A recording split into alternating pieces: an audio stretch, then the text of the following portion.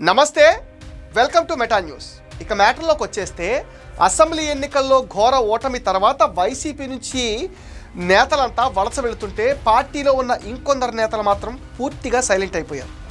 ఇతర జిల్లాల్లో ఎలా ఉన్నా అధికారంలో ఉన్నప్పుడు తెగ హడావుడి చేసిన నెల్లూరు జిల్లా వైసీపీ నేతలు కార్యకర్తలు ఇప్పుడు తమ నాయకుడు ఎక్కడున్నాడో వెతుక్కునే పరిస్థితిలోకి వెళ్ళిపోయారు. అధికారంలో ఉన్నప్పుడు అన్నీ అనుభవించిన నేతలు ఓడిపోయాక ముఖం చాటేస్తున్నారట.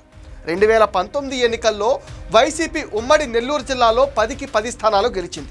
అప్పుడు జిల్లాలో మంత్రులుగా ఎమ్మెల్యేలుగా 5 సంవత్సరాలు చక్రం తిప్పిన నేతలు ఓడిపోయిన తర్వాత అడ్రస్ లేకుండా పోతున్నారు. మొక్కుబడిగా కూడా పార్టీ కార్యక్రమాల్లో కనిపించడం లేదు.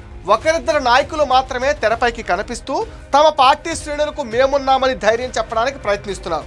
రాష్ట్రంలో వైసీపీకి బలమైన జిల్లాల్లో కడప జిల్లా తర్వాత నెల్లూరు జిల్లా ఉండేది. కానీ 5 ఏళ్లు తిరిగేసరికి జిల్లాలో వైసీపీ నామరూపాలు లేకుండా పోయింది. ఆ పార్టీకి చెందిన కీలక నేతలు టీడీపీలోకి వెళ్లడంతో నెల్లూరు జిల్లాలో వైసీపీ జీరో అయింది. 2024 ఎన్నికల్లో కూటమి క్లీన్ స్వీప్ చేయడంతో ఉన్న కొద్దిపాటి వైసీపీ నేతలు చెట్టుకొకరు పుట్టకొకరు అన్నట్టుగా ఉన్నారు. ఓడిపోయిన తర్వాత నియోజకవర్గ ప్రజలతో తమకు సంబంధం లేదు అన్నట్లుగా వ్యవహరిస్తున్నారు. కొందరు జిల్లాలోనే ఉన్న గడప దాటకపోగా మరికొందరు పక్క రాష్ట్రాల్లో వ్యాపారాల్లో మునిగిపోయారట. మళ్లీ ఎన్నికలకు ముందు రాజకీయం చేసుకోవచ్చనే ధీమాతో ఉన్నారట. గత ప్రభుత్వంలో అధికారాన్ని అడ్డం పెట్టుకుని ఇష్టారాజ్యంగా వ్యవహరించిన వైసీపీ నేతలంతా ఇప్పుడు జైలు పాలవుతున్నారు. అవినీతి అక్రమాలకు పాల్పడిన కొందరు నేతలు తాము ఎక్కడ ఇబ్బందులు పడతామోనని నోరు తెరవడానికి కూడా వెనకాడుతున్నారట. అప్పట్లో ఇసుక, గ్రావెల్, అక్రమ లేఅవుట్, మైనింగులకు సంబంధించి జరిగిన అవినీతిలో వైసీపీ నేతల పాత్రపై అనేక ఆరోపణలు వచ్చాయి. ఇప్పుడు టీడీపీ నేతలకు వ్యతిరేకంగా మాట్లాడితే దెబ్బతింటామని, అనవసరంగా తలనొప్పి ఎందుకని మాజీలు సైలెంట్ అయ్యారట. అప్పుడప్పుడు చుట్టపు చూపుగా కనిపించడం మినహా క్యాడర్కు అందుబాటులో లేకుండా పోయారు. జిల్లాలో వైసీపీ కీలక నేతలైన మేకపాటి ఫ్యామిలీ రాజకీయంగా ఇన్యాక్టివ్ అయిపోయింది. ఆత్మకూరు నియోజకవర్గంలో మేకపాటి విక్రమరెడ్డి దాదాపు కనిపించడమే మానేశారు.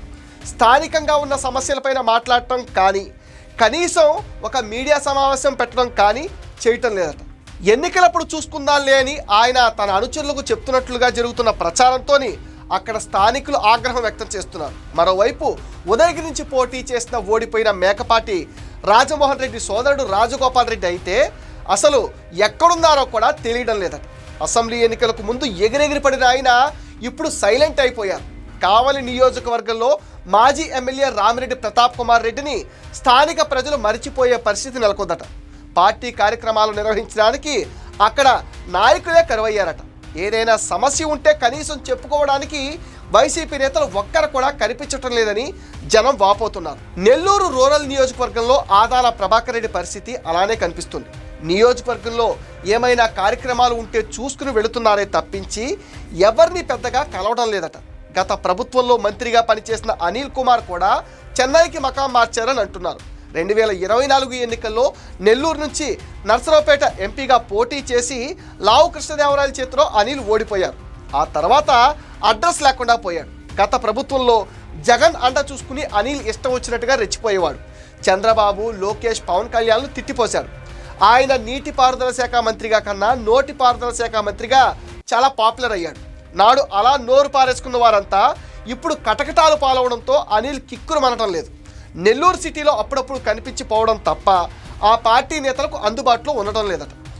కొవ్వూరు మాజీ ఎమ్మెల్యే నల్లపురెడ్డి ప్రసన్న కుమార్ రెడ్డి సైతం గడప దాటని పరిస్థితి. సూళ్లూరుపేట నియోజకవర్గం మాజీ ఎమ్మెల్యే కిలివేటి సంజీవయ్య రాజకీయాల నుంచి తప్పుకున్నారా అనే అనుమానాలు కూడా ఇప్పుడు వ్యక్తమవుతున్నాయి. గూడూరు ఇన్ఛార్జ్ మేరిగిన మురళి, వెంకటగిరి ఇన్ఛార్జ్ నేదురమల్లి రామ్ కుమార్ రెడ్డిలు సైతం పొలిటికల్ రిటైర్మెంట్ తీసుకున్నట్లుగా అందరికీ దూరంగా ఉంటున్నారట. ప్రస్తుతం నెల్లూరు జిల్లా అధ్యక్షుడిగా ఉన్న కాకాని మాత్రమే కొంత హడావుడి చేస్తున్నాడు. అయితే ఆయన పూర్తిగా అవినీతి కేసులో ఇరుక్కుపోయారు.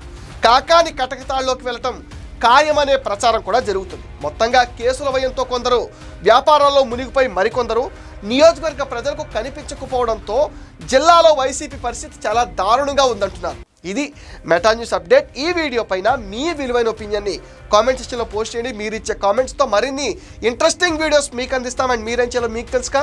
ఈ వీడియోస్ని లైక్ చేయండి, షేర్ చేయండి, మెటా న్యూస్ని సపోర్ట్ చేయండి, సబ్స్క్రైబ్ చేయండి.